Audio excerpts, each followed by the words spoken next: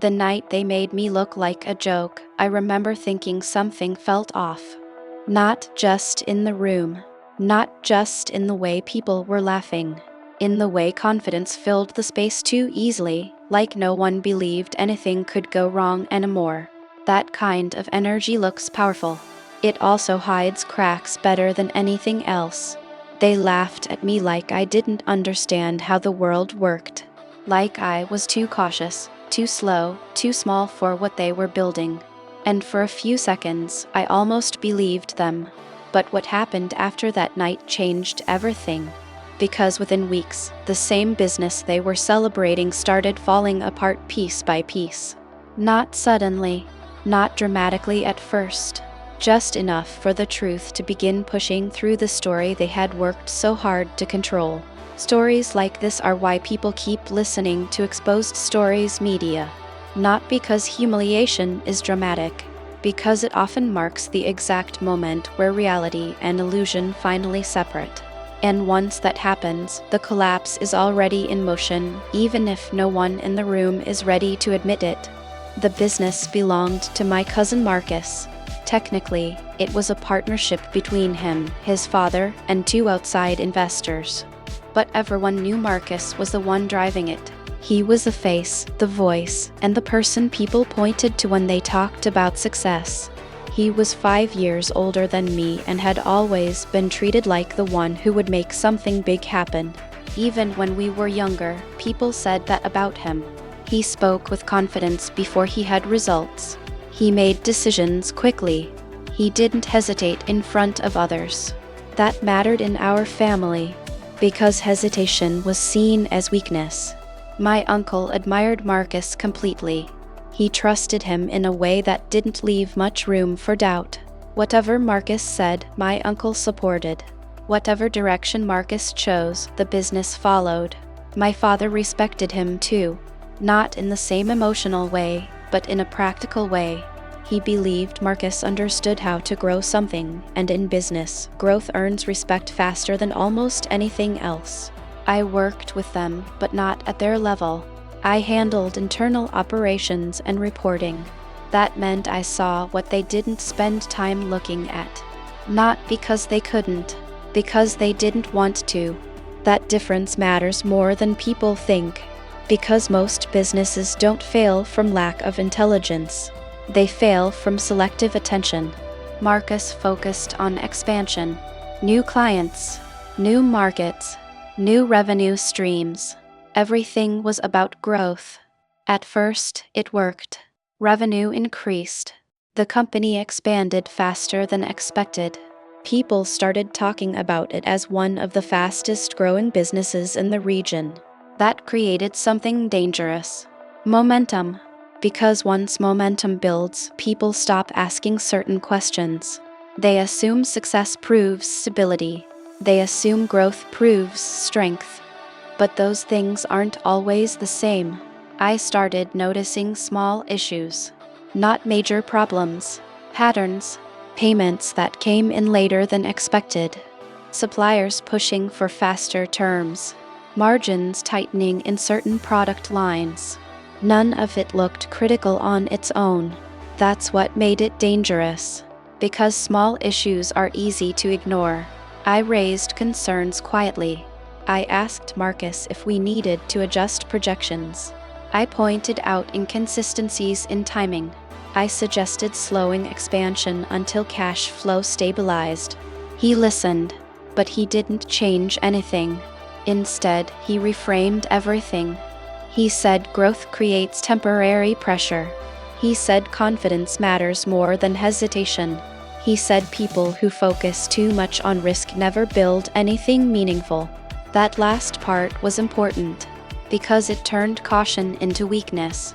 And once that happens, people stop taking it seriously. The event where everything changed happened at a company milestone celebration. Marcus called it a breakthrough moment. A year of record growth, new partnerships, a future that, according to him, was already secured. The room was full.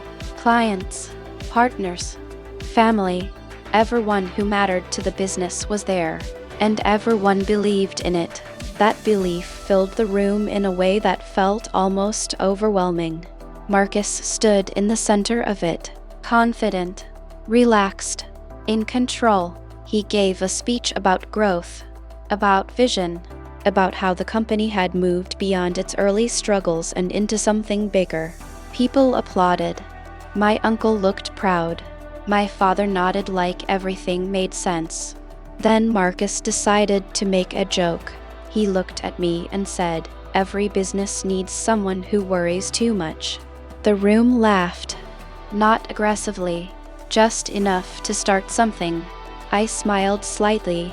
That should have been the end. It wasn't. He continued. He said, "My cousin here can turn a good quarter into a problem report." More laughter. Louder this time. Because now the room understood the role. I wasn't the one paying attention. I was the one holding things back. Then one of the investors added something.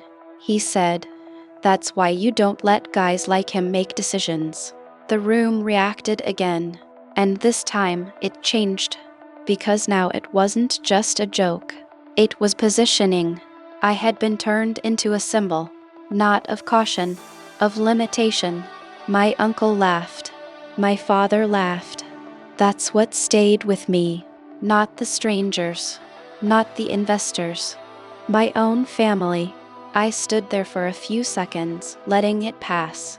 Because reacting would only make it worse. But inside, something had already shifted.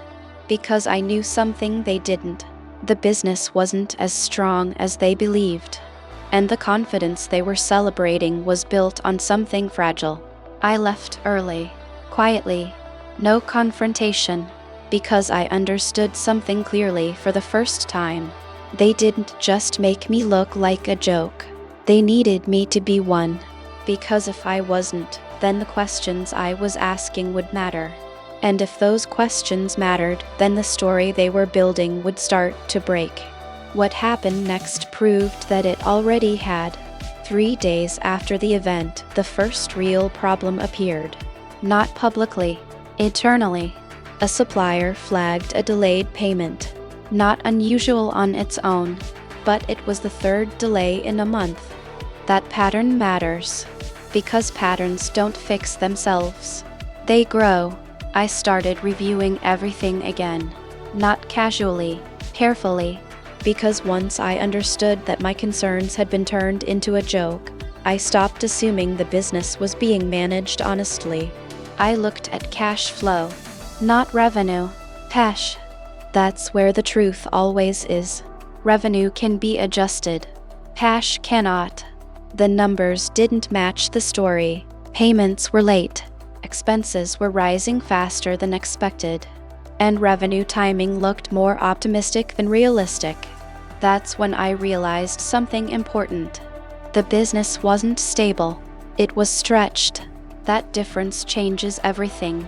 A stretched business can look successful until it isn't. I documented everything, not to expose anyone, to understand the full picture. Because once you see the pattern clearly, you can't ignore it. A week later, a client reduced their order volume. Not drastically, but enough to matter. Because the company depended on consistent growth. And when growth slows, pressure increases. Then another issue appeared. Shipping delays, inventory misalignment, operational strain. Each problem was manageable on its own. Together, they created pressure. That pressure started affecting profits. Not immediately, gradually. Margins tightened. Costs increased. Revenue slowed. The business was no longer growing the way Marcus described. It was adjusting. And adjustment doesn't match the story of unstoppable success. That's when things started changing. Internally first. Meetings became more tense. Decisions became less confident. Language shifted. Less certainty. More explanation. That's always a sign. Because strong businesses don't need to explain themselves constantly. Weakening ones do. Marcus called me after the first noticeable drop. Not casually. Seriously, he asked if I had seen the numbers. I said yes. Then he asked what I thought. That question came too late, because by then it wasn't about prevention, it was about consequences. I told him the same thing I had been saying for months: cash flow instability, overextended growth, misaligned projections. He listened, but listening late doesn't fix early mistakes. That's what people don't understand. You don't fix problems when they appear publicly. You fix them when they first become visible privately. He had ignored that moment. Now the business had to deal with it. The profits kept falling. Not suddenly, but consistently. And consistency is what makes decline real. Because once something starts falling consistently, it's no longer a temporary issue. It's a trend. That's when the pressure became visible to everyone. Investors asked questions. Clients became cautious. Suppliers tightened terms. The entire structure started shifting. And the same confidence that filled the room at that party started disappearing. The collapse didn't happen overnight. It unfolded slowly. That made it harder, because every week something changed. Not dramatically, just enough to matter. Profits declined, then contracts weakened, then relationships shifted. Each step made the next one easier. That's how collapse works. It builds momentum in reverse. Marcus tried to fix it. Longer hours, more meetings, more decisions. But effort doesn't fix structural problems. It only delays them. My uncle changed. He became quieter, less certain, because for the first time he saw something he hadn't wanted to believe. That confidence wasn't enough. My father changed too. He stopped defending the business. That mattered, because for years he believed success proved strength. Now he was watching it fall apart, and that forces perspective. Marcus and I had one final conversation. He didn't apologize immediately. He explained, "That's what people do when they still want control." He said growth required risk. He said confidence was necessary. He said if he had listened to me, the business wouldn't have expanded. Then he said something that ended everything. "I couldn't let you slow things down." That was the truth. Not misunderstanding. Not accident. Choice. He chose momentum over stability, image over reality. And he chose to turn me into a joke to protect that choice. I told him something he didn't expect. That the moment he made me look like a joke wasn't the problem. The problem was that he needed to do it. Because once someone needs to silence caution publicly, they already know the truth privately. He didn't argue, because by then, he understood. The business didn't disappear completely, but it changed. Smaller, weaker, less trusted, and most importantly, no longer unquestioned. The family changed too, less confident, more careful. Because now, they had seen what happens when confidence replaces truth. Stories like this are why exposed stories media matters. Because behind every public success, there is always a private reality. And sometimes, the moment people laugh at the truth is the exact moment they guarantee their own downfall. If there is one lesson in this story, it is this: pay attention to who gets turned into a joke in a room full of confidence. Because that person is often the only one willing to say what others don't want to hear. And when that voice is dismissed, the consequences don't come immediately. But they always come. And when they do, they don't ask who was laughing. They just take everything that was built on the lie and leave behind the truth no one wanted to face.